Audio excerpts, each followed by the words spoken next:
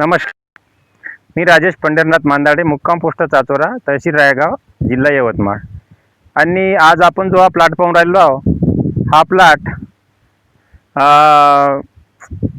Plot आपला SRTचं पहिलं वर्ष आहे. आणि इथं आपण माडी पूर्ण कपाशी लावलेली आहे.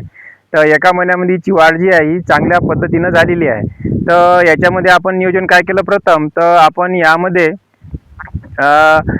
प्रथम जो आपला ग्लायसिलचा डोस आहे तो आपण पराठी लहान असल्यामुळे इथं आपण ग्लायसिल फक्त 30 ml आपण एक ग्लायसिल 30 ml घेतलेला आहे. आणि हे जे शिप पॉवर आहे हे आपण 40 ml घेतलेला आहे. असं आपण इथं 70 ml चा डोस मारलेला आहे. तर त्यात आपल्याला दिसून राहिला ह्या जो लालगांड्या गवत आहे हे वाला गवत का फक्त मेला आणि पुन्हा अजून त्याच्यात जिवंत झालेला आहे. तर यामध्ये आपल्याला डोस जास्त सुद्धा मारता आला असता, पण शेतकरी बंधूंनो असं आहे, पराठी एकदमच लहान होती आणि अशी हवा राहिली त्या हवेमध्ये त्या पराठीवर उडून पराठी वाढण्याची किंवा तिची वाढ रोखण्याची शॉक बसण्याची शक्यता जास्त असते. तर आपण इथं शिप्पावरचा डोस जास्त घेतल्यामुळे आपण पाहता की कसल्याही पराठीला शॉक बसलेला नाही आहे आणि वाढ तिची जबरदस्त झालेली आहे. आणि वरचा जो फवारा हिच्यावर अजून एकही फवारा झालेला नाही आहे. तर आता आपण यामध्ये एक फवारा घेणार आहोत. तर आपण आता पाहणार आहोत का आता कचरे वाढलेले आहेत आणि अजूनही ग्लायसिल काही जणांनी मारलेलं नाही आहे. तर त्यांचा तो डोस आहे तो कसा राहील आणि कोणत्या पद्धतीनं आपण तो ग्लायसिल मारायचं याची आता पद्धत आपण आजच्या व्हिडिओमध्ये सांगणार आहोत. तर शेतकरी बंधूंनो, हे जे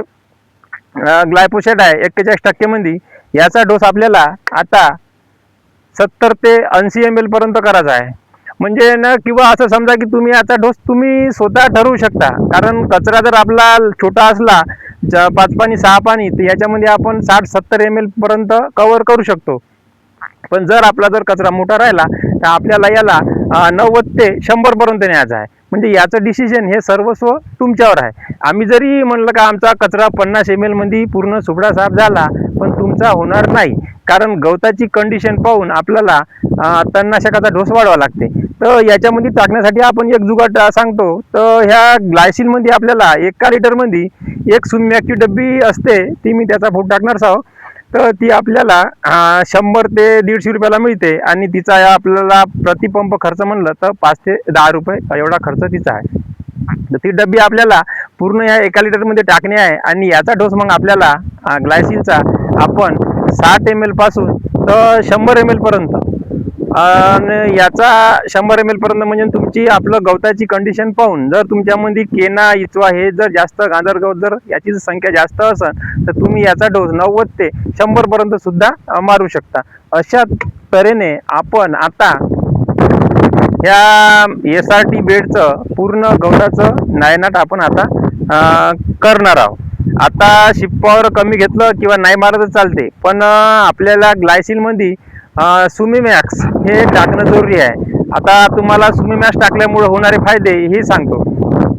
तर सुमीमॅक्स जे आहे ते उगवण पूर्व म्हणून सुद्धा काम करते. तर आपल्याला 15 दिवस ज्या प्लॉटमध्ये मारलं तिथं नवीन उगवणारा कचरा सुद्धा येत नाही. आणि जे ग्लायफोसेटचं पॉवर म्हणतो आपण, तो ग्लायफोसेटचा पॉवर आपला डबल होऊन जाते. म्हणजे आपण ग्लायफोसेटचं प्रमाण 10 किंवा 20 ml कमी जरी घेतलं तर पण आता त्याच्यात सुमीमॅक्स टाकलं तर त्याचा पॉवर आपल्याला डबल होऊन नक्कीच चांगल्यात चांगला रिझल्ट आपल्याला मिळते. तर ह्या पद्धतीनं आता तुम्ही इथून जे समोर तणनाशक आहे हे आपल्याला फक्त ग्लायफोसेल आणि त्याच्यामध्ये सुमीमॅक्स टाकूनच करायचं आहे. तर व्हिडिओ तुम्हाला आवडलाच असेल सर्वांनी लाईक करा आणि सबस्क्राईब करा अशाच नवनवीन. आणि आता आपण जास्तीत जास्त आपल्याला जोर तणनाशकावर आहे, त्यामुळे आपण आता जास्तीत जास्त तणनाशकाचेच व्हिडिओ आपण बनवणार आहोत. तरी आपण भेटू समोरच्या व्हिडिओमध्ये. तोपर्यंत धन्यवाद.